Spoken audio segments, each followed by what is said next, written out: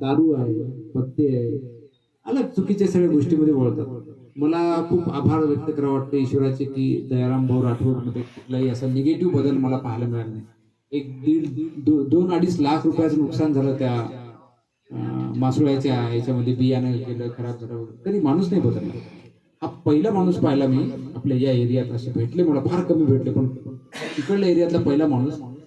Auto नवीन घेण्याकरता आम्ही पैसे जमा केले होते आणि मनोहर साहेब, मला आश्चर्य वाटेल, बंडल घेऊन मी आलो आणि यांना पैसे द्यायचे होते ते काय आमच्याकडून 15-1 हजार रुपये. तर ते म्हणाले की नाही साहेब, ते पैशाची आवश्यकता नाही म्हणे, माझं थोडं व्यवस्थित चालू आहे म्हणे सध्या शेतामध्ये वगैरे, ते पैसे दुसरीकडे कामा येईल म्हणे. मी त्यावेळेस ठरवलं होतं की मी या माणसाच्या गावामध्ये नाही तर मग आसपासच्या गावामध्ये एक 2-4-5-10 हजार खर्च करेल. त्यावेळेस संकल्प असं रबर लावून ठरवले होते पैसे. तर तो दिवस म्हणजे आता आज आला असं म्हणायला हरकत नाही की आज त्यांच्या घरी जाऊन आम्ही त्यांच्या पत्नीला साडी, त्यांच्या आईला लुगडं असं देणार आहोत आणि छोटासा सत्कार तुमचा करणार आहोत. तर या नंतर मी धन्यवाद आभार व्यक्त करील. एक सळसळतं रक्त खेड्यामध्ये नेतृत्व करत आहे मनवर साहेबांसारखे आणि त्यांना साथ देणारे तुम्ही सर्व.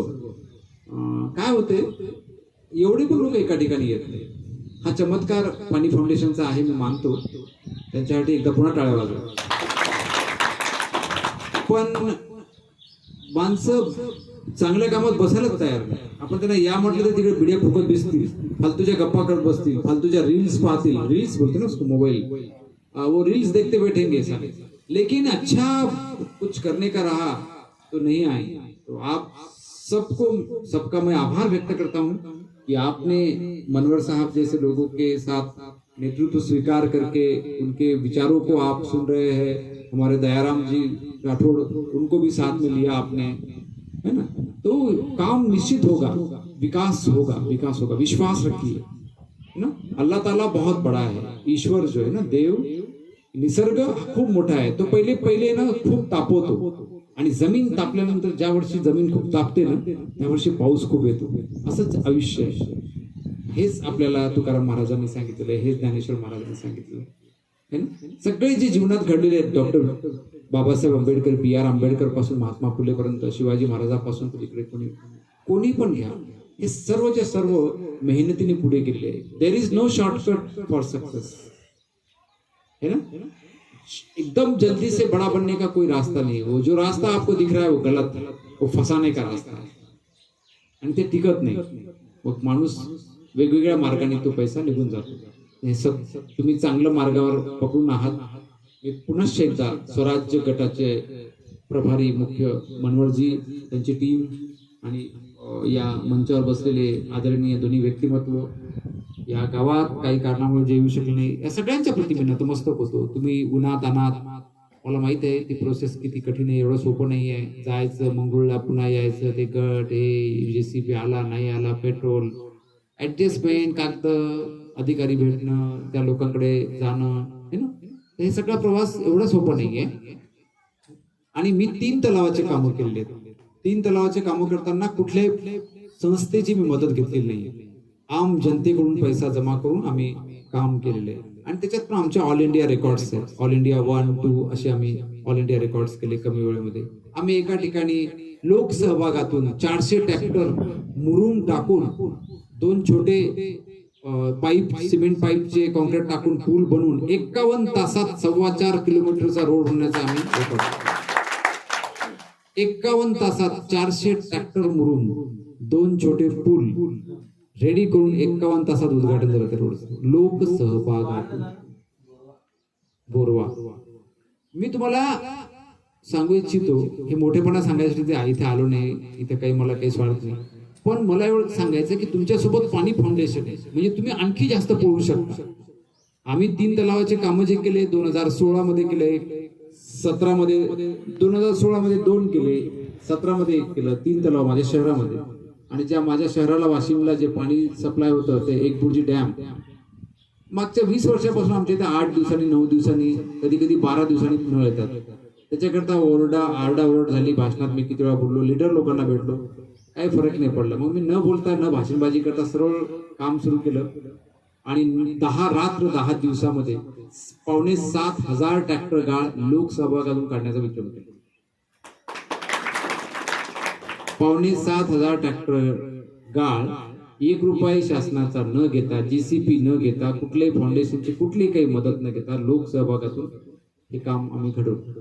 काहीही होऊ शकतं. सगळ्यात महत्वाचं आहे की मनोहर सारखे लोक, दयाराम भाऊ सारखे लोक, आणखी जे कोणी नेतृत्व क्षमता, ज्यांना बोलता येते, ज्यांना मांडता येते, थोडं वाचू शकतात, मॅनर्स माहित आहेत, त्यांचं नेतृत्व आपण खूप दिवसपर्यंत स्वीकारलं पाहिजे.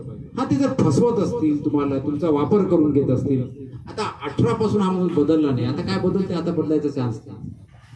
आता उलट चांगली चांगली भर पडत राहील. पण तेव्हाही हसत होता, जेव्हा लाखोनं डुबला तेव्हाही हसत होता, आणि आजही फ्रेश. त्यात एखादं म्हटलं काय लावलं जाऊ तिकडं.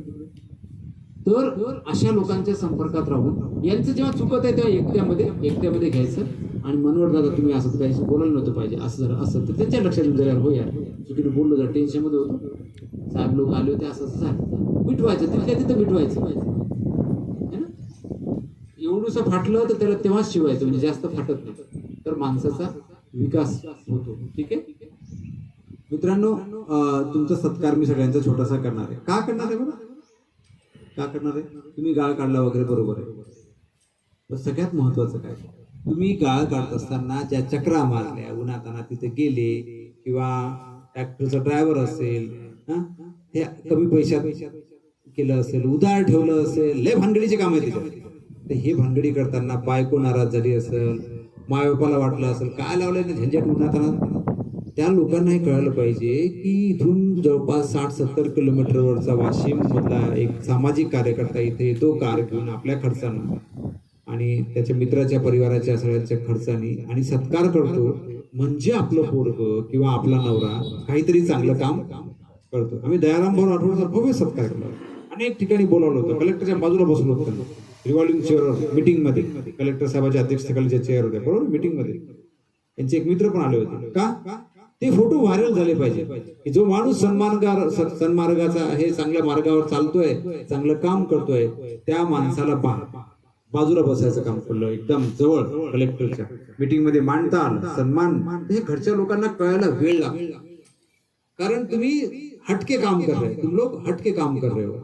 आज समाजाला कलियुग मध्ये काय पाहिजे, मला काय भेटते, मला काय भेटते, आता काय भेटते सांग, मीटिंग मध्ये पहिले सांग, मीटिंग मध्ये यायच्या पहिले काय भेटते, ते तांदूळ वाटणार चांगल्या भारीचा, मग काय तुझं म्हणलं साधा तांदूळ तर मग तिथे घरीच पडलेला आहे, असं आहे. बरं आता आला संध्याकाळी बोलवायचं असलं की कामात, मग संध्याकाळचं वेगळं बोल, सौदेबाजी सौदेबाजी. त्याचा असर असा झाला की बरेच वेळा लहान लेकरं सुद्धा दूध आणायचं तर चॉकलेटला पैसे देते, मध्ये बापाला दूध आणून देतो, आपलंच पोरं. कलियुग आहे, त्याच्यामध्ये आपण टिकून राहणं, थोड़ा चांगलं वाचन करना, और सबसे बड़ा एहसान है गूगल के कि आप लोग अच्छे वीडियो देख सकते हैं, जिन्होंने इतिहास बनाया उनके व्हिडिओ अवेलेबल आहे, ते आपण पाहू शकतो. पाहताना एकटं नका पाहू, असं आपण पारावर कुठे बसायचं, एक टाकून द्यायची प्लास्टिक, 10 लोक म्हणून पाहायचं, तर निश्चित विकास होतो. काय करायचं तुम्हाला कालबद्ध याचं एक छोटंसं प्लान दादांनी आता सांगितलं, त्याच्यासोबतच आणखी चांगल्या गोष्टी आपल्याला करता येईल. आज जर तुमची परवानगी असेल आणि तुम्हाला जर योग्य वाटत असेल, कारण प्रत्येक गावाचं वेगवेगळं स्ट्रक्चर असते, त्याचा अभ्यास मला नाही आहे, तुम्हाला अभ्यास आहे. तुमचा सत्कार तर होईलच, तुमच्या सोबत तुमच्या घरी आई किंवा पत्नी असेल है ना, तर आमच्याजवळ जेवढे काही 11-15 ब्लाऊज पीस आहे, ओटीचं सामान आहे. मी अनेक वर्षापासून सांगत होतो की जेव्हा केव्हा ईश्वर मला कार देईल, काफी कोशिश के बाद वो सफल हुआ. कार आल्यानंतर डिक्की मोठी असेल माझ्या कारमध्ये, काय असेल, डिक्की मोठी असेल, आणि डिक्की मोठी नसेल तर कार घेणार का, डिक्की का, मला लेकर बाळा, मी लग्नच केलं नाही तर काही जमा करायचा प्रश्न आहे का, हमको तो देना है, वो नशा है, वो तो पैशन है हमारे, हम नहीं देंगे तो हमको दिन में रात में नहीं आएंगे, हमको खाना अच्छा नहीं लगेगा. क्योंकि 70-75 साल में यही हुआ. पार्टी कोई भी हो, बड़ी बड़ी बातें करना.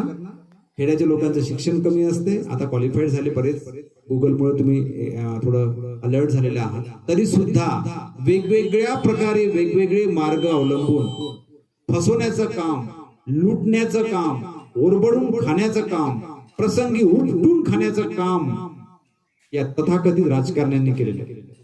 पार्टी कोई भी हो, प्रकार अलग हो गया. विद्यार्थ्यांना भडकवायचं, यांना भडकवायचं, त्यांना भडकवायचं आणि आपल्या पोळ्या भाजून घ्यायच्या, मोकळं व्हायचं. म्हणून माझे अट आहे, मी ज्यावेळेस आजपासून जवळपास 6.5 वर्षापलीची गोष्ट आहे, 7 वर्षापलीची, मी सोनखास या खेड्यापासून कामाला सुरुवात केली. खेड्यामध्ये पहिले 15 वर्ष माझ्या शहरामध्ये केली. तर मी पथ्य पाळलं, ज्या गावात जाईल त्या गावामध्ये भाषणबाजी जास्त करायची नाही. तेही सुरू करायचे पहिले तुमच्या थैल्या भरलेल्या पाहिजे. तिथले चांगले लोक कोणते त्यांना सत्कार करा, त्यांना थोडंफार मदत करा, वह्या द्या, पेन द्या, काही पैसे द्या, काय असेल ते देत नसाल तर त्या मीटिंग मध्ये जायचं नाही. 7 वर्षापासून ते पथ्य पाळले. जे बोलायचं ते झालंच पाहिजे आणि जे झालं असेल तेवढंच मांडायचं.